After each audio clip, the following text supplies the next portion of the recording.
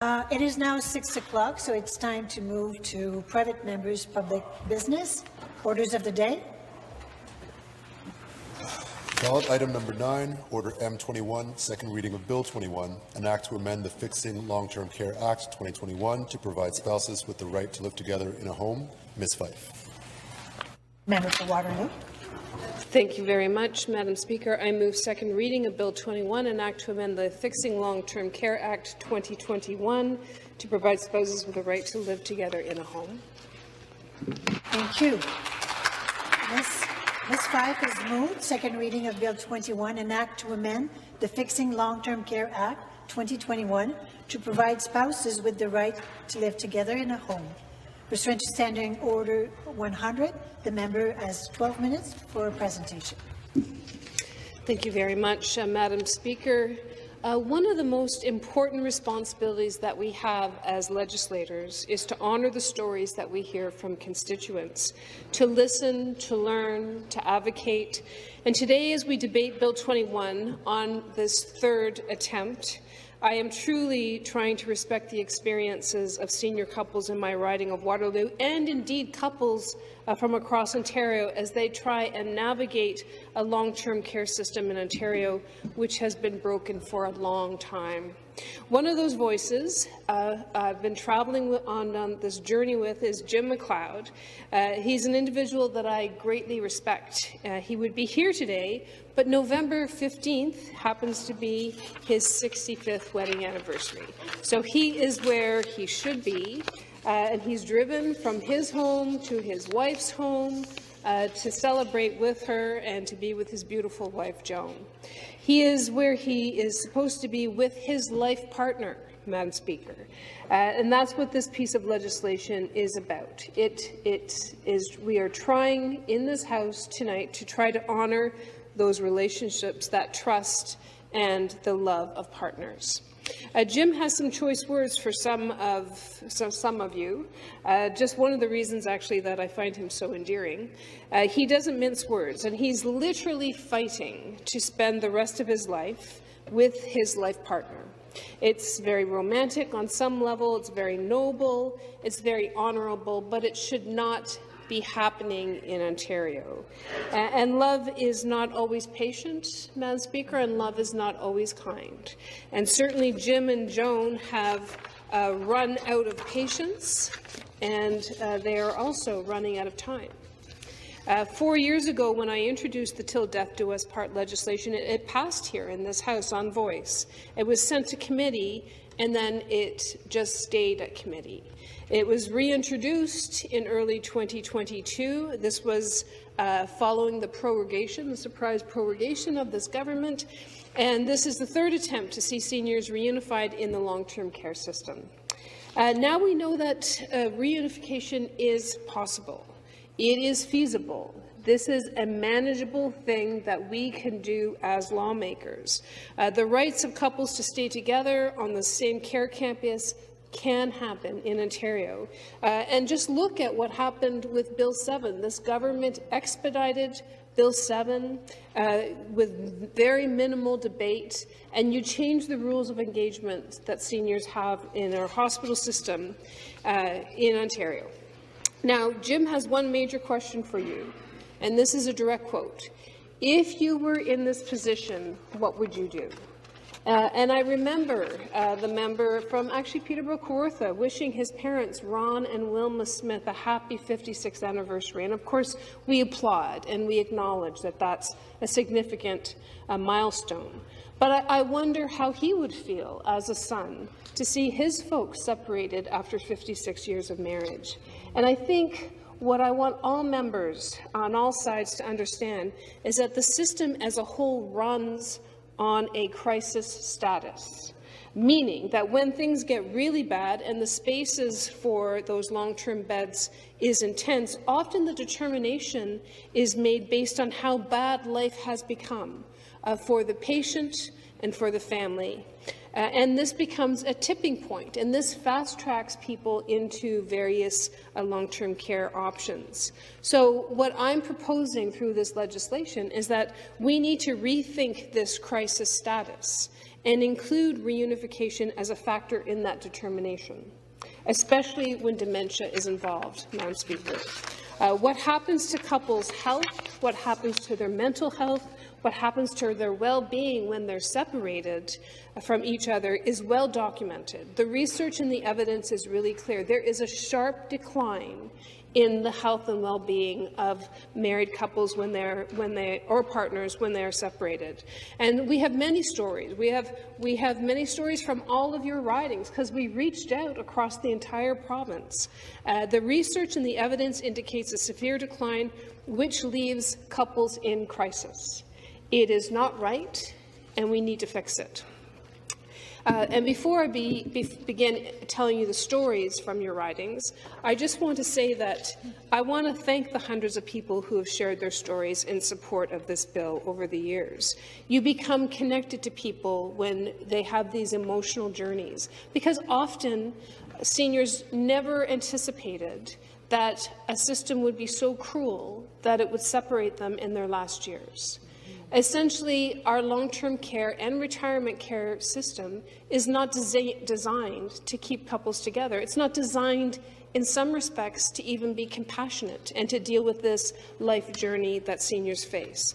And I hope that tonight, that for all of those families' sake that reached out, that shared their stories, because these are hard stories to hear, that this time, maybe the third time it will be the charm, Madam Speaker, and that I really am bringing that to the floor of the legislature today. So just to recap, though, the Till Death Do Us Part Act amends the Residents' Bill of Rights set out in Section 3 of the Fixing Long-Term Care Act 2021 by adding the right of residents not to be separated from their spouse upon admission, but to have accommodations made available for both spouses so that they may continue to live together.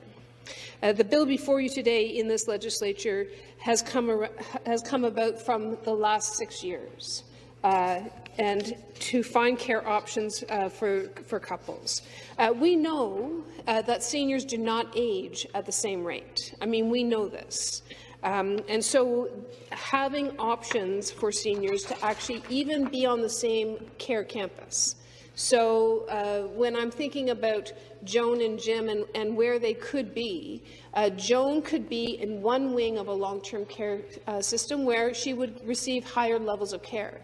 Jim would be on the assisted living side of the care campus, so he wouldn't have to drive miles every single day to see his wife. He could walk down the hall. They could still have a meal together. And right now, those options exist for them. But the system is not designed to look at this couple who've spent 65 years of marriage together as needing to be together.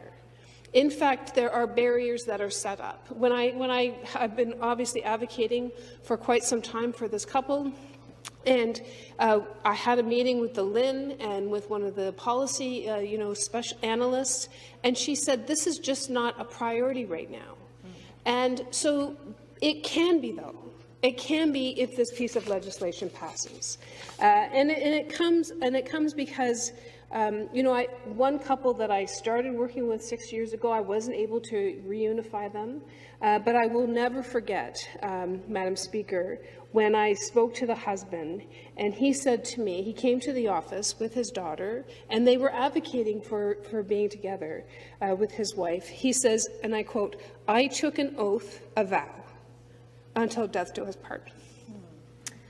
So that is something that we can do. I mean, in this dark time right now in Ontario, when we have a better understanding of how broken this long-term care system is and how fractured it is and where the competing interests are within that system. I mean, having gone through this pandemic, we can't hide from the truth anymore. And the fact that couples decline so sharply when they are separated, and especially, as I mentioned, when dementia is involved, this was one of those moments that will stay with me forever. So fast forward a few years from that heartbreaking moment, and since then, this legislation has come to the floor of this legislature twice. So today, this group that's here currently in the legislature can vote to send this to social policy and then call it at social policy, actually do the work on the bill. Invite specialists, invite analysts who will come to that committee and inform us on how this can actually happen, Madam Speaker. And that is essentially what I want to do. This bill needs to become law, and we have no other excuse not to make that happen.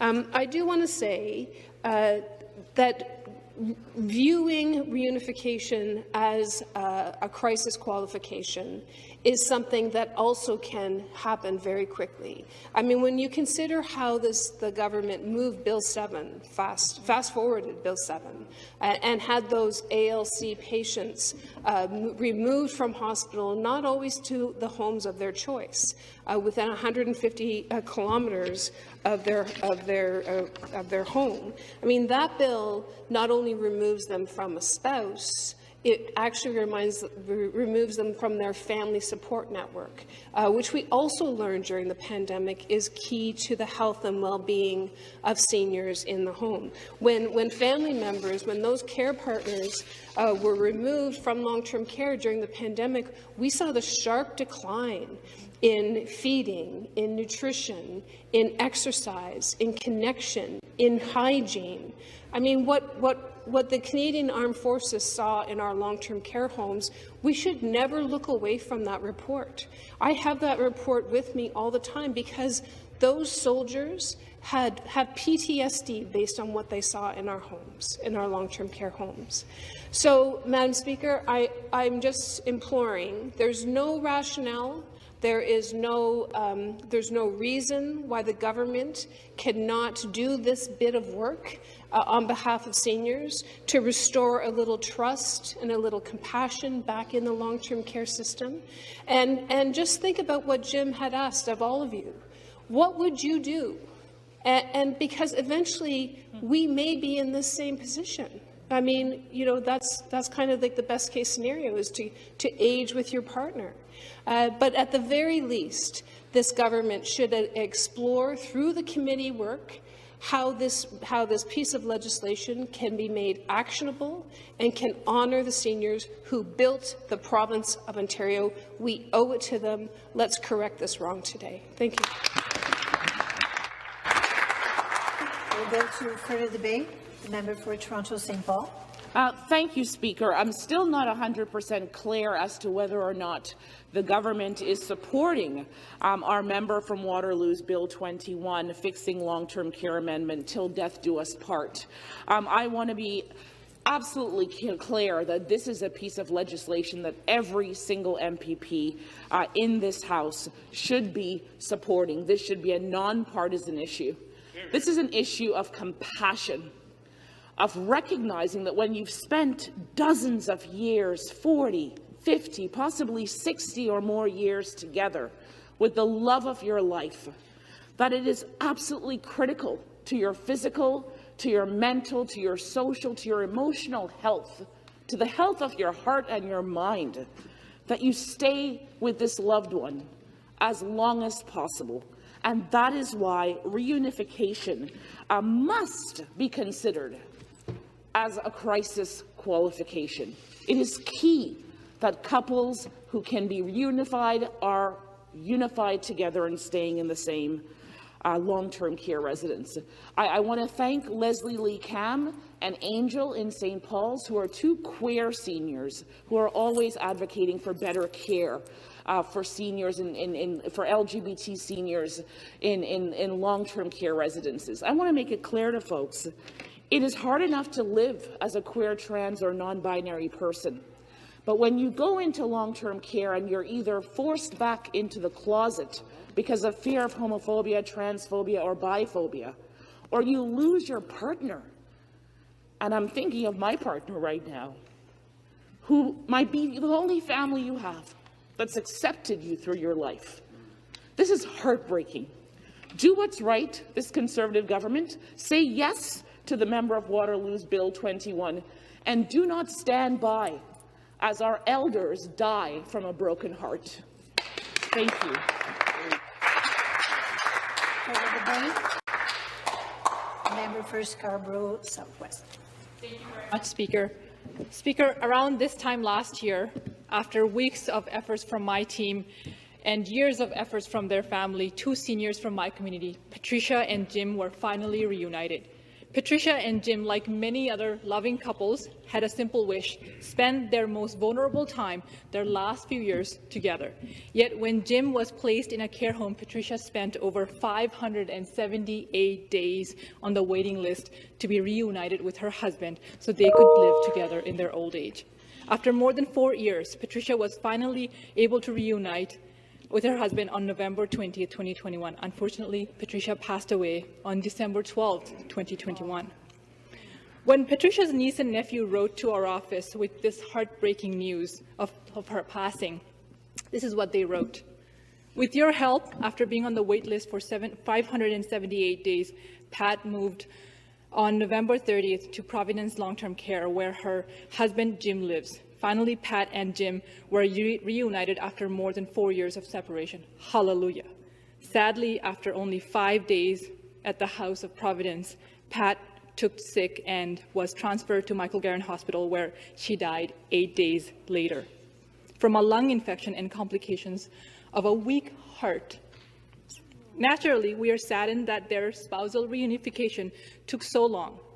The pandemic was an understandable factor in delaying their reunion, but there were so many bureaucratic issues and systemic prioritization of those with visible physical illness, like broken hip, over those with more invisible illnesses, such as a weak heart or mental health concerns, which was on Pat's situation.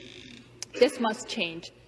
Caregivers such as ourselves work tirelessly in the trenches advocating for the voiceless elderly. Sad. We're hopeful that MPP Catherine Fife, member for Waterloo, will be successful in advancing Bill 153, now M21, known as Till Death Do Us Part Act, to amend Ontario's Long-Term Care Act with respect to Residents' Bill of Rights, Section 3. The rights of seniors to live together is at the heart of Pat and Jim's story. End quote, Speaker. Speaker, how our system failed, how we failed Pat and Jim cannot be justified and should not be justified. We have to do better. It should not be about which illness or condition is poor enough so that they may be prioritized. No one should be separated from their loved ones, not for 4 years, not for a day, especially in their last dying years. We cannot subject our loved ones, our parents and grandparents, to this kind of carelessness or cruelty. Elders and our seniors deserve dignity. They deserve to be taken care of emotionally and mentally. And Speaker, Ontarians deserve so much better. They deserve a system that allows for people like Patricia and Jim to spend their final years together. I cannot believe this is the third time this member has brought this bill forward. So do the right thing. It's too late for Pat and Jim, but there are so many others that you can help. Just do the right thing, vote for this bill, let it go through committee, and make sure that it passes through third reading. Thank you very much, Speaker. Thank you. For the debate, the member for Niagara Falls. Thank you very much. Madam Speaker, thank you for allowing me to rise today. Discuss this important private member's motion, one I fully support. Our seniors deserve to spend the end of their life in dignity. That includes doing everything we can to keep couples together. That's what this legislature is all about. It's about ensuring we as a government do the right thing and show compassion to those in the end of their life. Right now, I think we're aware of 5,000 seniors have died in long-term care facilities. There's a crisis. This government is ripping seniors out of the hospital and forcing them into long-term cares away from their communities. It's a wrong approach. Quite frankly, it's cruel. Legislation like this would have it in front of us. Today works to take a different approach, a more humane approach. As critic for long-term care, it's an important issue for me, but also have a first-hand experience with a devastation couple can feel when they're separated. I'm going to tell you a little story from Niagara. In 2016, our office learned that an elderly couple in Niagara was separated in 2 separate long-term care facilities, one in St. Catharines, one in Grimsby. You know, they were married for 70 years, and they're being separated. Their names were Clarence and Jesse.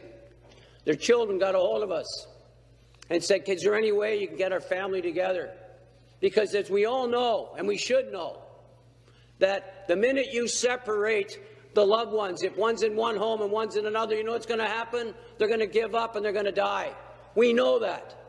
And for the associate minister over there said that we support reunification. Well, if you support reunification, then support this bill, because it's the fourth time, not the third time, it's been before this House. So today, you can prove that you support it, and support it because you know what? There isn't a senior that's been married for 50, 60, 70 years should be separated at the time when they need each other the most, and the families need each other the most. So I'm challenging your government, as you say that we voted against it. We probably voted against a poison pill in the bills that you bring forward, but I'll guarantee you we will never vote against reunification of loved ones and families like Clarence and Jesse, who are married for 70 years, and all they wanted to do was spend the rest of their lives together. And unfortunately, both have died. They've been dead for a couple years. But I'll tell you what, as an MPP, the family called me and asked me to come to the funeral in their way of saying thanks because they got back together. Support this bill. Support our member who's brought this forward 3 times. I brought it forward once. Thank you very much. For the debate, member for Nickel Belt. Thank you, Speaker. And I'm really proud of the member from Waterloo to bring Until Death Do Us Part, this important bill, forward to this legislature. If couple reunification was working right now, she would not need to bring this forward. But I can tell you, my writing is not that big, but I have stories after stories of people waiting to be reunited. I have FL, the initial from Chelmsford. The husband is at St. Joseph Villa, and the wife is in crisis list, waiting for spousal reunification since March of 2022. The wife is still in her apartment, but on the crisis list. She needs 24-hour supervision. Her daughter stays with her all the time. Her sister is her backup for her mom. They are still waiting for reunification. The family is exhausted from looking after the mom, but they won't let her go to any other than the long-term care home where her husband is. It has been 9 months. When you're talking about 90 years old people, 9 months is a long time. They want to be together. I have this other one who's the wife is at Finlandia, Koti, very good long-term care home in my writing. The husband health has declined. He is now on the crisis list. The family was pressured to choose a different long-term care home that has a shorter wait list. And told that if he's really in crisis, he has to go to the first available bed. What happened is that he gave up. While he was waiting for spousal reunification, he died. The family was adamant that the stress and impact on his mental health contributed to his fast decline. He cried daily because he was missing his wife. I have JR, who wants to be with her husband, who is at Pioneer Manor. She is low income. She has mobility issue. She cannot visit her husband very often at all. She is very depressed, and she feels that it would be best for both of them if they could live together as husband and wife like they have always been. Her husband calls her and tells her he misses her every single day. Those couple has been on the crisis list for reunifications since April. They have been apart for 8 months. The list continues, Speaker. And this is just in my writing. This is happening in every single one of your writing. If you ask people to reach out to your office if there is couple reunification, I guarantee you that there are. We can do better. We have legislations that would allow us to fix this. They're already taking spot in long-term care. They're not going to add spot in long-term care. We're just going to treat them with dignity. We're going to treat them with respect and say, you've lived together for 70 years. You still love each other. We will respect this and put you in the same home. We can do this. We are Ontario. We care. Show that you care. Vote for the bill. Thank you. Further debate? Thank you. The member has 2 minutes to respond. Thank you very much. I want to thank everyone for being part of this debate today. To the member from Lanark, Frontenac, Kingston, I mean, I think your voice was shaking because I think you're suggesting that, we didn't support Bill 7. will never support Bill 7. Bill 7 forced hospital patients awaiting long-term care into nursing homes not of their choices, 150 kilometres away. It also had, with patients refused, they were going to be charged $400. Of course, we're never going to support that. It runs counter to providing dignity for seniors. And this move was rightfully received outcry from seniors' rights advocacy. This is what Natalie Mara said from the Ontario Health Coalition. She said, and this is a quote, "Under the Ford government's new legislation, frail, vulnerable seniors have been targeted, wiping out their human right to informed consent for health care." That's what Bill 7 did. And this is a fundamental question of justice. Elderly patients are not taking undue resources any more than any other patients. It is the cruelty of ageism laid bare, and the Ontario Human Rights Commission must finally take action. So what I want to say to the members in the House today, if you don't build reunification directly and specifically into any piece of legislation, especially as it relates to long-term care, then it becomes an afterthought. It is not a priority right now in the system. We all have stories in our ridings. If the member from Lanark, Frontenac, Kingston, on behalf of the Minister for Long-Term Care, is correct, we would not have these stories. And they're ongoing. They are current. Jim and Joan right now are celebrating their anniversary, and they're living in different places. And the system is not prioritizing them, and they're not dealing with compassion or with dignity. And so that is the opportunity that we have here tonight, is to change that by sending this bill to social policy and changing the Long-Term Care Act. I hope that you vote in the right way.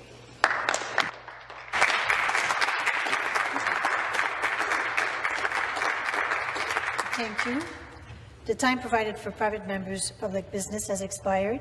Ms. Fife has moved second reading of Bill 21, an act to amend the Fixing Long-Term Care Act 2021 to provide spouses with the right to live together in a home. Is it the pleasure of the House that the motion carry?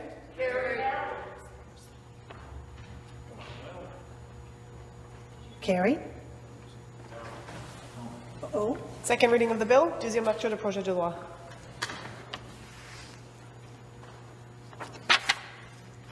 Pursuant to Standing Order 100H, the bill is referred to the Committee of the Whole House. The committee should be referred to social policy. It is the majority in the favour of the bill being referred to the Standing Committee on Social Policy. Yeah. I didn't hear a no. I didn't hear a no.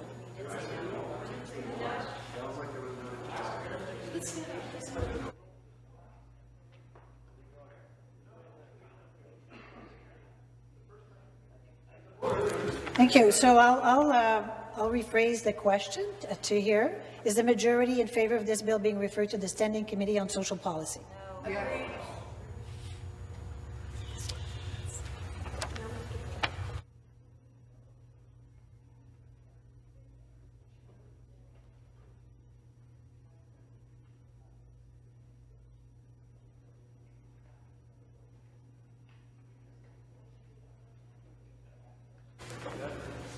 All right. So just to be clear, this bill has passed second reading, and it's going to committee.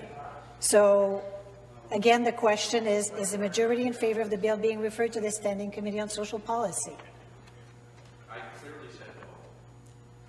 I didn't hear a no. It's now before the committee. So, the bill is referred to the Standing Committee on Social Policy. All matters relating to private members' public business having been completed, this House stands adjourned until tomorrow, 9 o'clock.